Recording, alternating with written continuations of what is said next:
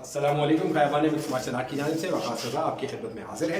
UFC 269 के main event में a competition, a bout of ages आप इसको कह सकते हैं। सदियों में प्रोबेबली या दहाइयों में कोई ऐसा एक मुकाबला देखने को मिलता है जब दोनों ही हरीफ अपनी अपनी फील्ड में अपने अपने शोबे में यकता हों, कामिल महारत के हामिल हों और ऐसे दो खिलाड़ी जो तवील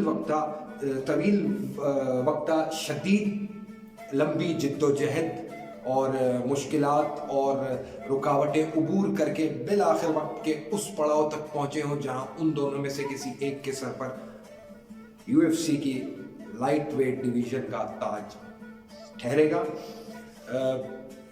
champion Charles Oliveira, late surges जो इन्होंने अपने कैरियर में दिखाई है, फेदर वेट से लाइट वेट दर्जे में मुंतकली के बाद, और जहाँ तक मुझे याद पड़ता है पॉल फेल्डर से आखिरी फाइट हारने के बाद जो ज़ख़न या जो उड़ान इस होनहार खिलाड़ी ने भरी है वो उसकी यकीनन दुनिया में बहुत कम ऐसी मिसालें मिलती हैं। लेकिन इनके मुखालिफ डस्टिन द डायमंड पायरियर, ये भी बड़ी जुस्तजू, बड़ी जिद्दोजहद के बाद अपने कैरियर के इस मोड़ तक पहुँचे हैं। चार्ल्स ओलिवेरा के मुकाबले में इनकी स्टोरी का एक मुनफरद एक यकता लेकिन निस्बतन दुखी पहलू, निस्बतन रंजीदा पहलू ये है कि कुदरत इस मोड़ पर एक बार पहले भी इनको ला चुकी है, लेकिन बदनसीबी से उस मुकाबले में इनके हरीफ दुनिया के अजीम तरीन lightweight champion Khabib Nurmagomedov थे और अपने तय पूरी कोशिश के बावजूद डस्टिन पायरियर हमेशा की तरह, अपने तमाम साथियों की तरह हबीब नूर मोहम्मद औफ के शिकंजे से बच ना सके, सबमिट कर बैठे। कुदरत ने इन्हें दोबारा मौका दिया है, लेकिन अब की बार भी एक ही अछूती कसौटी, एक मुश्किल सी कंडीशन इस मुकाबले के साथ है कि इनके सामने जो चैंपियन की सूरत में हरीफ मौजूद है। यहाँ ये बात याद रखने की है कि डस्टिन पायरियर चार्ल्स ओलिवेरा से पहले ही मुकाबला कर चुके होते अगर इन्होंने शदीद माली मनफियत की हामिल कॉनर मैकग्रेगर से जो फाइट थी उसकी हामी ना भरी होती। फिर कुदरत ने वो मोड़ दिखाया कि इनको कॉनर मैकग्रेगर ही से नशरे मुकर्रर उसी फाइट का दूसरा वर्जन दोबारा लड़ना पड़ा। एक तरफा फाइट थी, कॉनर मैकग्रेगर को एक बार फिर ढेर किया और साबित किया कि दोनों के दरमियान मीलों की मुसाफत जितना सलाहियत का बहरहाल कुछ ना कुछ फ़र्क मौजूद है। सबसे पहले चैंपियन चार्ल्स ओलिवेरा की अब तक की जो कारकर्दगी है उस पर एक नज़र डालते हैं। बहुत ही शानदार, बहुत ही होनहार, बासलाहियत फाइटर हैं। बचपन में पोलियो नुमा किसी बीमारी का शिकार थे। डॉक्टर्स की जानिब से इन खदशात का इजहार किया जा रहा था कि ज़िंदगी में ये शायद कभी चल ही ना पाएँ, और लेकिन इन्होंने मजबूत इरादे और घर वालों की सपोर्ट के बाइस उन तमाम ही मुश्किलात को दूर किया और बिल आखिर UFC की लाइट वेट चैंपियनशिप जैसे दुनिया के सबसे मोतबर और मुस्तनिद मकाम तक पहुंचने में कामयाब हुए। चार्ल्स ओलिवेरा बुनियादी गुण जो इनके खेल में हैं, एक्सेप्शनल जुजित्सु स्पेशलिस्ट हैं, ग्राउंड पर हो या क्लिंच पर हो, आउट ऑफ नोवेयर चश्म ज़दन में एक अजीब नमूने से अपने हरीफ की सोच को पहले से भांपते हुए दाव लगाते हैं। मेरा अंदाज़ा है कमोबेश 14 के करीब सबमिशंस हैं UFC में, जो कि UFC में सबसे कसीर तादाद में सबमिशंस का रिकॉर्ड है। उसके अलावा अभी आखिरी पॉल फेल्डर से हारने के बाद मुझे याद पड़ता है लाइट वेट में इन्होंने वापसी की थी फेदर वेट से, और उस फाइट के बाद से कमोबेश 9 लगातार फतूहात का एक शानदार सिलसिला जोड़ चुके हैं। पिछले कुछ वक्त में अपनी स्ट्राइकिंग को खासा बेहतर इन्होंने इम्प्रूव किया है और कई मामला, कई खेल के ऐसे पहलू हैं जो पहले इनके खेल में निस्बतन नुमायां होकर नजर नहीं आते थे। अब वो तब्दीलियां भी इनके आर्मर में दिखाई देने लगी हैं। कुछ चीज़ें जो यूजुअली पर्टिकुलरली इस फाइट के हवाले से इनको हॉन्ट करेंगी या इनके खिलाफ डिसएडवांटेज में शामिल होगी, लेकिन मेरा ख्याल है उनका जिक्र बाद में कर लेते हैं। पहले दोनों फाइटर्स की ये जो प्रोफिशिएंसी है थोड़ी सी उसकी बात कर लेते हैं। डस्टिन पायरियर की बात की जाए तो डस्टिन द डायमंड पायरियर अमेरिका की रियासत लुइसियाना के एक छोटे से कस्बे लफायट से इनका ताल्लुक है और बड़े ही जीदार, बड़े ही ग्रिटी बॉक्सर की हैसियत से मशहूर है। इनका कैरियर भी मुख्तलिफ फेजेस का शिकार रहा। फेदरवेट में पहले सबसे पहले लाइट वेट में लड़े, फिर फेदरवेट में आए, फिर लाइट वेट में आए। तो अब ये जो उसके ये आखिरी जो अभी इनका मौजूदा लाइट वेट का सफ़र है, ये अफसानवी हद तक करिश्माती दास्तान है और कई अप्स एंड डाउन्स को अबूर करते हुए खेल में कई वाज़े डेफिशिएंसी, वो खामियां जो इनकी कारकर्दगी में दिखाई देती थी, pin point black board drawing board की हद तक वापस जाके अपने खेल के उन मामलात को सुधार कर हर मुकाबले में एक नई और अछूती इजाफी कैफियत के साथ उतरने वाले डस्टिन पायरियर हैं। बॉक्सिंग पावर ओरिएंटेशन यूएफसी की लाइट वेट कैटेगरी में इस वक्त इनसे ज़्यादा धुआंधार कहर आलूद बॉक्सिंग प्रोफिशिएंसी का हामिल मेरा ख्याल है कोई और खिलाड़ी नहीं है। बहुत गिरटी है, हद से ज़्यादा ज़िद्दी और सख्त जान तबीयत के हामिल हैं कि बाज़ औक़ात उस मकाम पर आकर भी हार मारने को तैयार नहीं होते जहां आमतौर पर फाइटर्स बेहोश हो जाते हैं। और गैस टैंक इनका गैर मामूली है। कई फाइट्स ऐसी हैं जिसमें शदीद मार खाकर भी चैम्पियनशिप राउंड्स तक गहरे पानियों तक अपने हरीफ को लेके गए हैं और इवेंचुअली वो मुकाबला जीतने में कामयाब भी हुए हैं।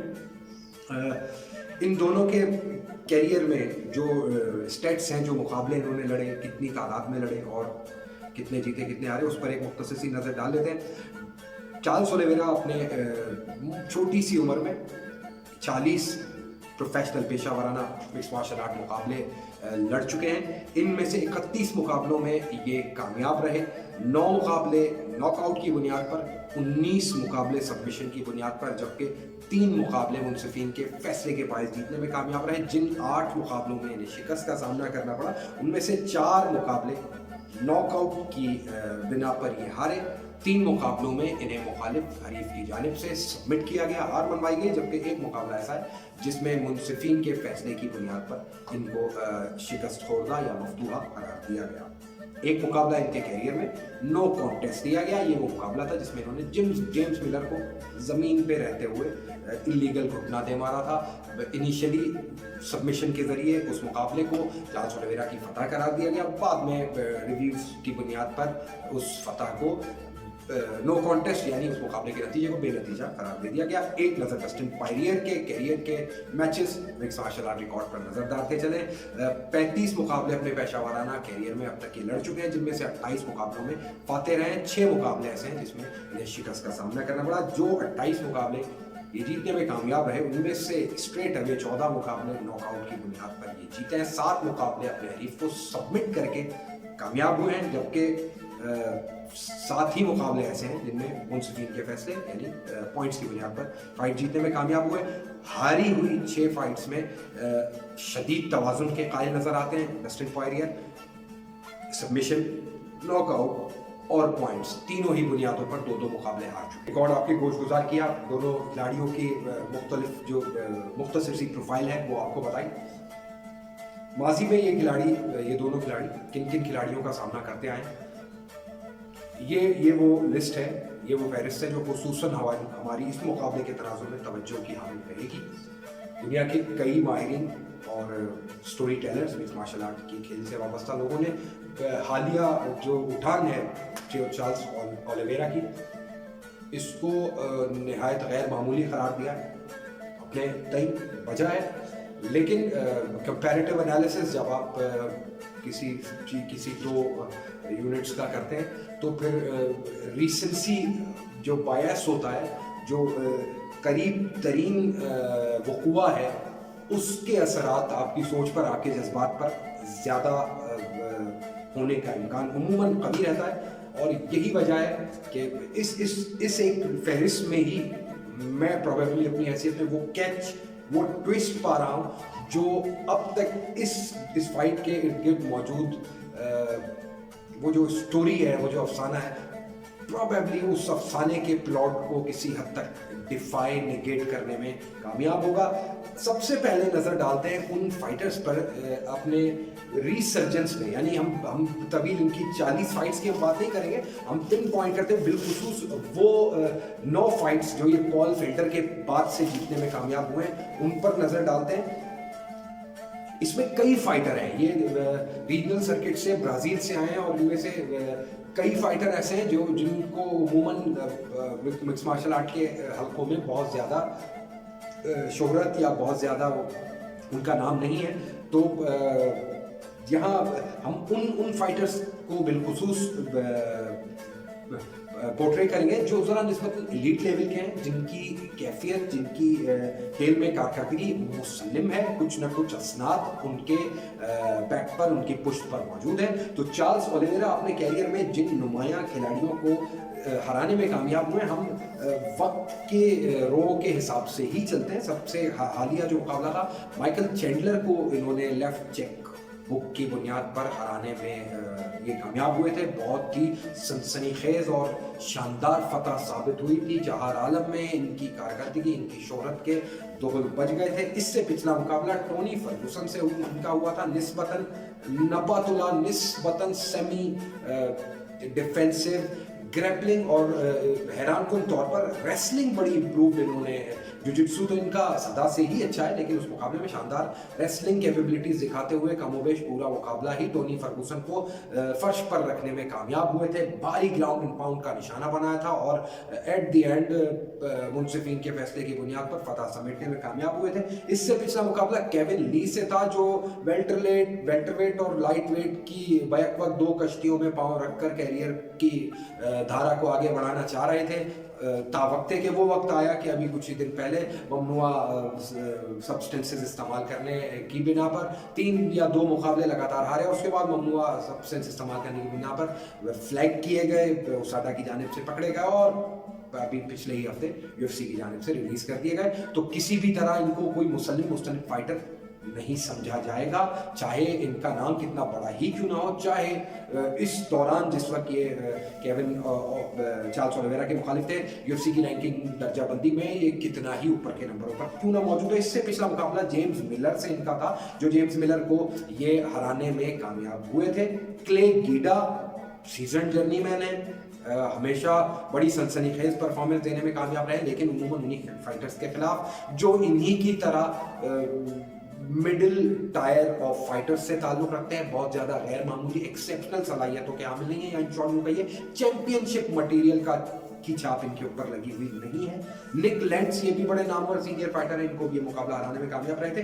अब है वो लिस्ट, ये वो मुकाबले हैं जो Charles Oliveira, champion Charles Oliveira अपने कैरियर में हारने में कामयाब हुए हैं। अगर आप पिछले 15 से 20 साल में मिक्स मार्शल आर्ट के मंजरनामे पर नजर रखते हैं तो ये लिस्ट जरा तवज्जो से सुनिएगा, और मुझे यकीन है कुछ न कुछ शादियाने, कुछ न कुछ घंटे आपके जहन में खतरे के ये लिस्ट बजाने में जरूर कामयाब होगी।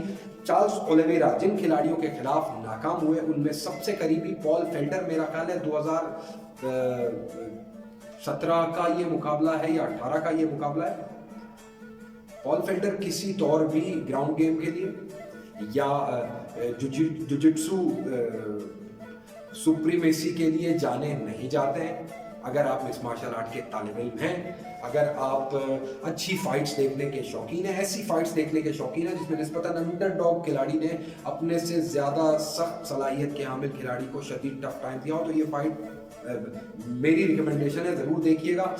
चार्ल्स ओलिवेरा इस फाइट के तीनों राउंड्स में कई बार, मुतअद्दिद बार पॉल फेल्डर को ग्राउंड पर ले जाने में कामयाब रहे, लेकिन नतीजा दाग के 3 बार, हर बार किसी न किसी तरह शदीद ग्रिटीनेस, जिद्दी तबीयत, अपनी सख्त जान एटीट्यूड के बायस इनके टेक डाउन्स को रिवर्स करने में कामयाब रहे पॉल फेल्डर। यहाँ तक के राउंड 3 का वो वक्त आया जब इन्हीं का मंजन इन्हीं को बेचते हुए पॉल फेल्डर ने जमीन पर टेक डाउन रिवर्स करते हुए गार्ड में आके शदीद ग्राउंड एंड पाउंड कातिल मोहलिक कोनियों के जरिए चार्ल्स ओलिवेरा का हिस्सा तमाम किया। इससे पिछली फाइट रिकार्डो लामास, ये भी इन्हीं की तरह मुसल्लिम जुजित्सु एक्सपर्ट है। अगर आपने ये फाइट आज तक नहीं देखी है, अपनी तमाम तर हशर सामानियों के साथ चार्ल्स ओलिवेरा इस फाइट में अपने से बहुत हद तक यकसा एक फाइटर के खिलाफ जिस बेबसी की तस्वीर नजर आए, जरा एक बार ये मुकाबला देखिएगा, आपको अंदाजा हो जाएगा। मुझे याद पड़ता है गुलिटीन चोक के जरिए बहुत ही बचकाना अंदाज से रिकार्डो लामास ने इन्हें सबमिट किया था। एंथनी पेटिस ब्लैक बेल्ट है जुजित्सु में, लेकिन यकीन जाने किसी तौर भी इनकी वजह शोहरत कोई नहीं कह सकता कि वो जुजित्सु है, क्योंकि इस कदर खतरनाक मुआई थाई और कन्फू के इम्तजाज पर मुश्तमिल स्ट्राइकिंग का हामिल है खिलाड़ी कि इसकी चंद एक आध किक्स खाने के बाद अगर आप शदीद जहनी तौर पर मजबूत फाइटर नहीं है तो वो मुकाबला पहले राउंड में ही अमूमन ख़त्म हो जाया करता है। चार्ल्स ओलिवेरा के साथ भी ऐसा ही हुआ। पहले ही राउंड में पैटिस की चंद किक्स खाकर ये बात चीख चीख कर उस पूरे मुकाबले के दौरान सुनाई दे रही है कि चार्ल्स ओलिवेरा के पास सिवाय टेक डाउन्स के उस फाइट में कोई और ऑप्शन नहीं था। पौने 2 राउंड टेक डाउन्स की बुनियाद पर पैटिस को जेर करने की कोशिश करते रहे। तीसरे राउंड में बिलाखिर पैटिस इनको जेर करने में कामयाब हुए और सबमिशन के जरिए फतह समेटी। इससे पिछला मुकाबला मैक्स हॉलोवे भी इस मुकाबले को बुनियाद या बेंचमार्क बनाना दुरुस्त नहीं होगा। मुकाबले का पहला ही राउंड था, एक बड़ा धुआंधार किस्म का टेक डाउन करने की कोशिश में ऑक्टागोन से टकराए, अपना कंधा डिसलोकेट किया और ज़मीन पे खामोशी से लेट गए और इस बात का इशारा दिया कि मैं मज़ीद ये फाइट करने के काबिल नहीं हूँ और यूँ ये फाइट मैक्स हॉलोवे की कोई ज़्यादा पसीने की अरगरेजी के बगैर ही उनकी फतह के तौर पे शुमार की गई। Frankie Edgar elite level boxer हैं, बहुत मजबूत रेसलिंग बेस के हामिल हैं, साबिक लाइट वेट चैंपियन हैं। उनके खिलाफ 3 राउंड पर मुश्तमिल मुकाबले में चार्ल्स ओलिवेरा सामने आए। तीनों राउंड अपनी पूरी कोशिश के बावजूद, टेक डाउन्स के बावजूद, निस्बतन किसी हद तक इफेक्टिव स्ट्राइकिंग के बावजूद फ्रैंकी एडगर को डाउन करने में कामयाब नहीं हुए। At the end of the 15th minute मुनसिफीन के पास के सिवा कोई चारा न था कि वो फ्रैंकी एडगर को इस मुकाबले का फातेह करार दें। और फिर सबसे पहली जो इनकी अगेन वही फतह प्रोबेबली जिम मिलर से ये मुकाबला हारे थे।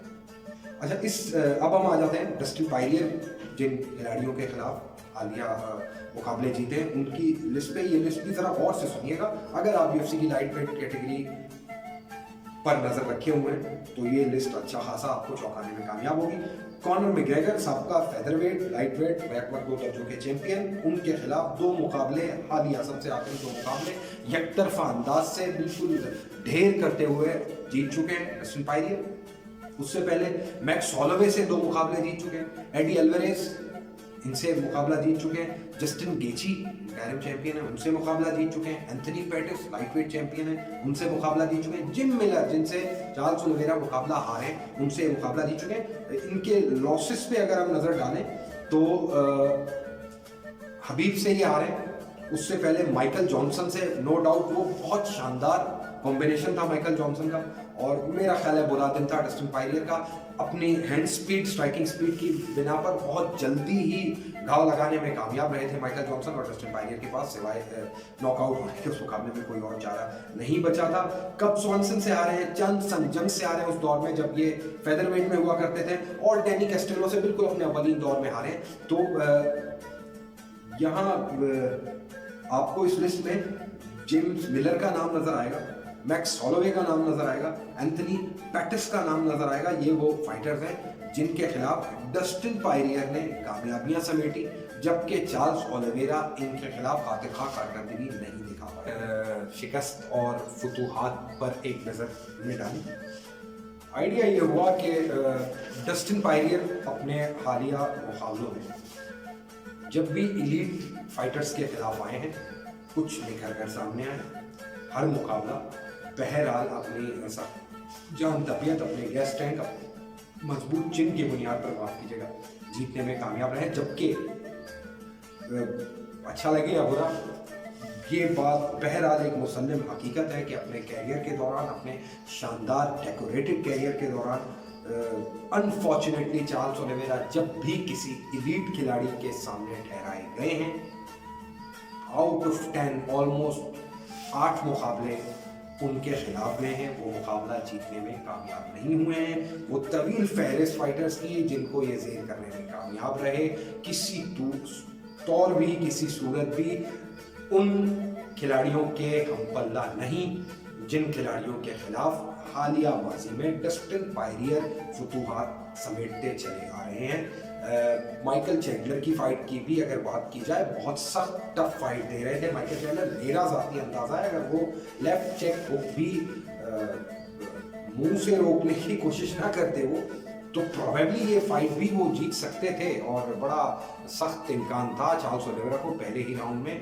वो हट कर चुके थे और चार्ल्स ओलिवेरा बहुत ज़्यादा मारूफ नहीं है इब्तदा में कैलेमिटी या नुकसान उठाकर दोबारा फिर अपनी पोजीशन को बेहतर करने के हवाले से। कैरियर में वो खामी जो इनके कैरियर में बार बार पॉइंट आउट की गई है वो इनकी वल्नरेबिलिटी है। दुनिया में कई फाइटर्स जो इनके काउंटर पार्ट्स हैं, इनके कोलीग्स हैं, वो तवातुर के साथ इस बात का इल्ज़ाम इन पर आयद करते आए हैं कि ये क्विटर हैं, जल्दी हार मान जाते हैं और मुकाबला अगर इनकी तवक्कुआत के मुताबिक ना हो, अगर इनके प्लान के मुताबिक ना हो तो बहुत ज़्यादा दिलजमई, दिलचस्पी या अपने खौफ पर बहुत ज़्यादा उबूर पाकर मुकाबला जारी रखने की कोशिश आमतौर पर ये नहीं करते हैं। दूसरी जानिब डस्टिन पायरियर के बारे में मुसल्लिम हकीकत है, मैक्स हॉलोवे, डैन हुकर, कई फाइट्स ऐसी हैं, बेशुमार फाइट्स ऐसी हैं जिनमें आप इनकी क्रिटिकनेस देखें, आप इनका सब। जिम मिलर से इनकी फाइट है, जिम मिलर सबमिट कर चुके हैं चार्ल्स ओलिवेरा को। बहुत शदीद मुकाबला हुआ था जिम मिलर के साथ, लेकिन यूनानिमस डिसीजन की बुनियाद पर डस्टिन पायरियर वो मुकाबला जीतने में भी कामयाब रहे थे। मैक्स हॉलोवे के खिलाफ आ रहे थे ओलिवेरा, डस्टिन पायरियर हॉलोवे को हराने में कामयाब रहे थे। एंथनी पेटिस ने जुजित्सु जादूगर चार्ल्स ओलिवेरा को सबमिट किया था, जबकि डस्टिन पायरियर ने जुजित्सु जादूगर एंथनी पेटिस को सबमिट कर दिया था। तो बिल्कुल अपने वीडियो के इख्तितामी मराहिल में एक नुक्ता जो वाज़ेह करता चले कि उमूमन ये जो प्रेडिक्शन होती है ये फाइट के रिजल्ट की नहीं होती। रिजल्ट ऑब्वियसली दो लोग जब एक ऑक्टोगोन में उतरते हैं तो किसी एक ने हारना होता है, किसी एक ने जीतना होता है। उमूमन हम अपने प्रेडिक्शन में, अपने एनालिसिस में दोनों फाइटर्स की वो जो 15 मिनट का जो मुकाबले का जो पोजीशन है, जो सूरत हाल है, उसको प्रिडिक्ट करने की कोशिश करते हैं कि मुकाबला किस नहज पे रहेगा, दोनों फाइटर्स क्या प्लान करेंगे, किस अंदाज से ऑपरेट करने की कोशिश करेंगे। लेकिन ये बात आपके इल्म में होनी चाहिए, मिक्स्ड मार्शल आर्ट इतना गैर यकीनी, इतना अनएक्सपेक्टेड खेल है कि इसमें किसी भी लम्हे कुछ भी हो सकता है और anything can happen any moment. तो इस मुकाबले में मेरा ख्याल है चार्ल्स ओलिवेरा टेक डाउन के जरिए ये वो वाहिद ऑप्शन दिखाई देता है मेरे मुताबिक जिससे वो इंटिमिडेट करने में, इब्तदाई तौर पर ही कुछ खौफ बेदार करने में कामयाब होंगे डस्टिन पायरियर के जहन में। अगर वो ऐसा नहीं कर पाए तो कई ऐसी फाइट्स हैं, मैं पहले भी आपको रेफरेंस दे चुका हूँ, अगर मुमकिन हो सके ये फाइट्स देखिएगा। ये उसी चार्ल्स ओलिवेरा की बात हो रही है जो ब्लैक बेल्ट एंड जुजित्सु हैं, जो बड़ी अच्छे 14 फाइट्स सबमिट करते चले आ रहे हैं, जो 9 फाइट्स की विनिंग स्ट्रीक पर है। वही चार्ल्स ओलिवेरा कई मुकाबलों में जब अपने सामने शदीद रेजिस्टेंस पाते हैं, मुखालफत पाते हैं, तो वो जो इन पर क्विट करने का इल्ज़ाम है, मेरा ज़ाती मुशाहिदा है वो इल्ज़ाम गलत नहीं है। चैंडलर के खिलाफ मुकाबले में भी पहले ही राउंड में घूसा खा के ऑलमोस्ट ये मुकाबले से बाहर हो चुके थे। शुमे किस्मत के राउंड का वक्त खत्म हुआ और दूसरे राउंड में एक स्ट्रेट लेफ्ट हुक के डिफेंस में चैंडलर ने इनको अपना गार्ड पेश करने के बजाय मुंह पेश किया और वो मुकाबला हार गए। तो कई ऐसे फाइटर्स हैं, ये तवील लिस्ट है, मैं आपको बताता चलूँ। फेल्डर है इसमें, पैट्रिस है इसमें, फ्रेंकी एडगर है, डोनाल्ड सेरोन है। डोनाल्ड सेरोन के हर वो खिलाड़ी जो निस्बतन शुरू में थोड़ा एक्सप्लोसिवनेस के साथ आता है उसके साथ काफ़ी वेरी होते हैं। अगर इनका टेक डाउन प्ले में ना आए, इब्तदाई तौर पर ही ये खिलाड़ी को टेक डाउन करने में कामयाब ना हो तो फिर ज़रा परेशान होते हैं। ज़रा मेरे मालूमात होगा कि इनका जो फाइट में with in the plans transition है, फॉर एग्जांपल सूरत हाल अगर इनके मुवाफिक नहीं होती तो वो जो प्रोसेसिंग टाइम है ये सूरत हाल को भांप के अब कोई नई हिकमत अमली बनाएं और उसके तहत आप मुखालिफ को ज़ेर करने की कोशिश करें, ये सलाहियत चार्ल्स ओलिवेरा में जो मुकाबले में इनके देखता आया हूँ निस्बतन मीडियोकर दर्जे की है, जबकि ये वो सलाहियत है जो डस्टिन पायरियर में बहुत उत्तम, बहुत आला दर्जे की है। ये बहुत ही सब्टिल चेंजेस करते हैं, बहुत ही छोटी छोटी तब्दीलियां अपने मुखालिफ को भांपते रहते हैं और उस हिसाब से अपने खेल में तब्दीली लाते हैं, जिसकी बुनियाद पर। दूसरी बात, माइकल चैंडलर से मुकाबला जितना खतरनाक रहा चार्ल्स ओलिवेरा का, माइकल चैंडलर अमूमन अपनी स्ट्राइक्स लोड करते हैं, मतलब एक लॉन्चिंग कैफियत होती है, बहुत भर के मुक्का मारते हैं। जस्टिन गेची के बारे में ऐसी कोई कैद नहीं है, माफ कीजिएगा, डस्टिन पायरियर के बारे में बहुत क्लोज आके, क्लिंच में आके भी इनको घूंसे लोड करने की जरूरत नहीं पड़ती, बहुत ज्यादा पावर के साथ क्लोज प्रॉक्सिमिटी में भी वार करने में कामयाब होते हैं। वो पंच लेफ्ट चेक हुक जिसके बारे में मैक्स हॉलोवे, माइकल जॉनसन और कई और फाइट्स हैं जिसमें लेफ्ट हुक चेक हुक खाकर डस्टिन पायरियर को मुतजलजल होते हुए देखा गया है। लेकिन दूसरी जानिब ये वही फाइट्स हैं जिनमें बाद में उन फाइटर्स के खिलाफ हॉलोवे, डैन हुकर इनको हराने में कामयाब रहे हैं डस्टिन पायरियर। लेफ्ट चेक इनकी चिन सबड्यू कर देती है, इनका गैस टैंक सबड्यू कर देता है, बहुत बड़ी तादाद में पनिशमेंट लेकर भी गैर मामूली हद तक खेल में वापस आने के आदी हैं, तवातुर से अपनी इस सलाहियत को तख्ता मश्क बनाते चले आ रहे हैं पिछले कुछ अर्से से। तो अब आते हैं इस मुकाबले की फाइनल प्रेडिक्शन की तरफ। अगर पहले या दूसरे राउंड में इब्तदाई तौर पर कुछ अनऑर्थोडॉक्स वेरिएंट्स वाली मुआई थाई बेस स्ट्राइकिंग के जरिए डस्टिन पायरियर को घायल करने में, उनके हवास को चौफ करने में कामयाब नहीं होते हैं चार्ल्स ओलिवेरा, तो अवामी राय के बरखिलाफ you have to go one side, either this or this. मेरी राय के मुताबिक चार्ल्स ओलिवेरा रीसेट मोड पे जाएंगे। This is Dustin Poirier's era. Dustin Poirier इब्तदाई 2 राउंड में ही शदीद डैमेज करने में कामयाब रहेंगे उनको। ये फाइट मेरी राय के मुताबिक किसी तौर भी 5 राउंड पूरे करते दिखाई नहीं दे रही है। Charles Oliveira is a very deserving champion. He has every right to be called a champion. But this night, in my opinion, मेरा ख्याल है डस्टिन पायरियर की शाम रहेगी। Official prediction, it will be Dustin Poirier via TKO or probably a slight chance via submission. And new lightweight undisputed champion Dustin Poirier will be crowned at UFC 269 main event. हमारे इस video के मुताबिक आपकी राय, आपके comments का हमें इंतजार रहेगा। वीडियो पसंद आने की सूरत में इसे लाइक और शेयर करना ना भूलिएगा। और जल्द किसी नए इवेंट, किसी नए फाइट के साथ फिर आपकी खिदमत में हाजिर होंगे। तब तक अपना ख्याल रखिएगा। अल्लाह हाफिज।